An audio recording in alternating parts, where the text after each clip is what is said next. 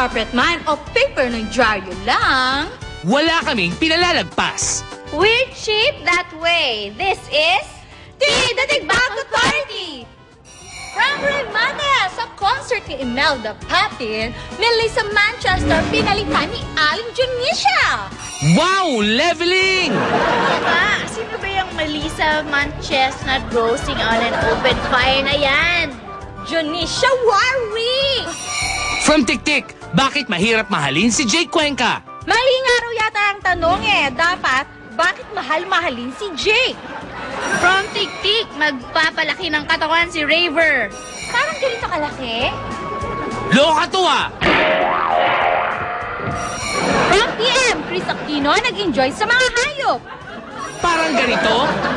Sira ka! From People's Balita, Jake Cuenca aminadong kinukurot ang puso. Sa kasuhitan mo, nawalan ka ng bilyones, no? At ang manager mo sa ibang part ng katawan ka gustong kurutin, promise. Kurutin sa eyeballs? Kurutin ang nail cutter! From Bulgar, Willie tinesting ang bagong jet sa paanan ng Mount Mayon. Tuloy mo na sa loob. Bongga doon, try mo. From Abante, Maha ayaw ng malink kay Sam. Malinis! Kaya from now on, ang screen name mo ay may black ka na. Maha, black ka! From Filipino Star ngayon, pictorial ni na Jeneline at Valerie kulang sa init. Sindihan nyo kaya para magliyab. From Balita, Chito Miranda pumuporma kay Angel Locsin. Ikaw ha? Kilala kita. Naku. From Abante, Gabi tumigas ang mukha sa Botox. We, isisi sa botox? Natural na yan, di ba, Manay? At finally, from People's Journal, Derek at Angelica nakalunok ng buhangin sa love scene. Natural! Mag-labsin pa naman sa buhangin. Hindi, sa kama. Mabuhangin daw yung kama. Magpalit nga kayo ng kobre. Next time, sabutuhan kayo mag-love scene para pag nakalunok kayo ng bato, Sigaw kayo ng Darna! Heights, close na nga ito! This is the Tigbak Authority! off now. Wala ko na dapat hindi ka magawa ng isang bagay na makakasira sa isang pamilya. Mariing pinabulaanan ni Bianca King ang intrigang selosan umano, ang tunay na ugat ng naging away nila ni Krista Ranillo. Ano daw? Gusto ko daw ako? Why? Anong mabuti yung madudulot nun sa career ko at sa reputation? Of course not. No, masyadong mataas ang respeto ko sa pamilya Pacquiao at sa pagiging mag-asawa ng dalawang tao. Ayokong ma-involve sa kahit na sinong may asawa o may boyfriend or kung ano man. Nega yun for me. Si Krista nga ba at ang iskandalong kinasangkutan nito at ni Manny ang sinisisi ni Bianca kung bakit hindi masyadong tinao ang pelikula nilang Wapakman? Oo naman. Like I said, it's nobody's fault. Pero nung tinatanong sa akin kung sa palagay ko ba naka-apekto yun, syempre naka-apekto. Just say, siguro yung mga nanay, maraming mga nanay at babae na nasaktan o na-turn off, na apektuhan.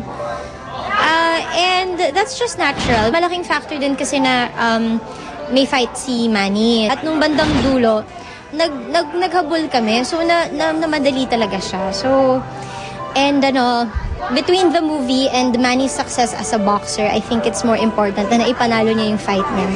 Aminado naman ang young actress na labis siyang nalungkot sa naging box office performance ng Wapakman. Naanyay, pinaghirapan ng buong cast and crew.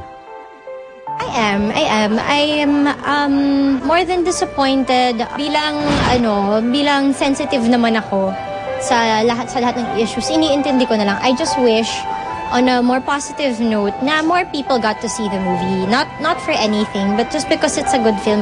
Kaugnay naman ang naging gusot sa pagitan nila ni Krista. Bianca has this to say. I just don't wanna talk about it anymore. Para ilang beses ko na kasi siyang pinag-usapan. Parang paulit-ulit na lang lagi. Baka parang pinapasikat pa natin ang isang issue na matagal nang namatay. Basta ako, na naharap ko na yung issue sa press at saka sa mga taong nagtatanong sa akin, I did my part. And yun lang yung concern ko.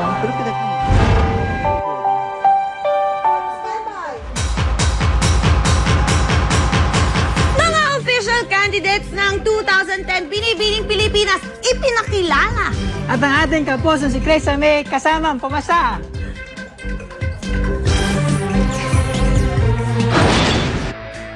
Recently, I decided that I really wanted to join and that I would feel so honored to be a part of the whole experience of Binibining Pilipinas, and that it would be such a great honor for me if I were to be chosen to represent the country. Ano kaya ang say ng quote-unquote good friend ni Chris May na si JR? Sabi, of course, susuportahan kita kasi yun daw ang gusto. Kung yun ang gusto ko, full support ko siya. Matatandaang magkasamang nagpunta ng States sina Chris May at JR last Christmas. Ano na nga ba ang tunay na score sa kanilang dalawa? Yeah, we're okay, but you know, we're still taking it slow. Pero we're still enjoying each other's company and we still hang out. But you know, there's no pressure. Eh. Walang gano. That's what's so great about it. Walang pressure talaga, and I think that's what I'm attracted to about it the most. Kasi parang easy lang, eh, you know. You don't have to worry too much. Kasi alam ko she's gonna be okay, and you know, parang low maintenance lang, eh. Ang galing, eh.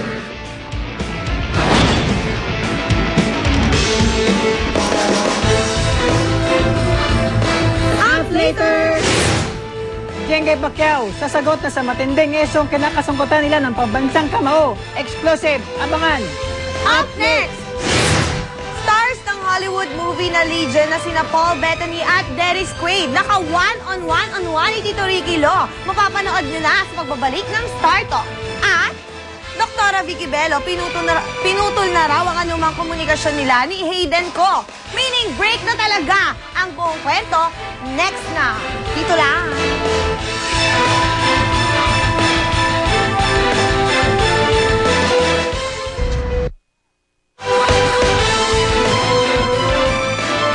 Everybody in the Philippines, go and see my movie, please, because you won't know how to proceed in life if the apocalypse happens. So in other, ang official ngayon, break na. Break na talaga.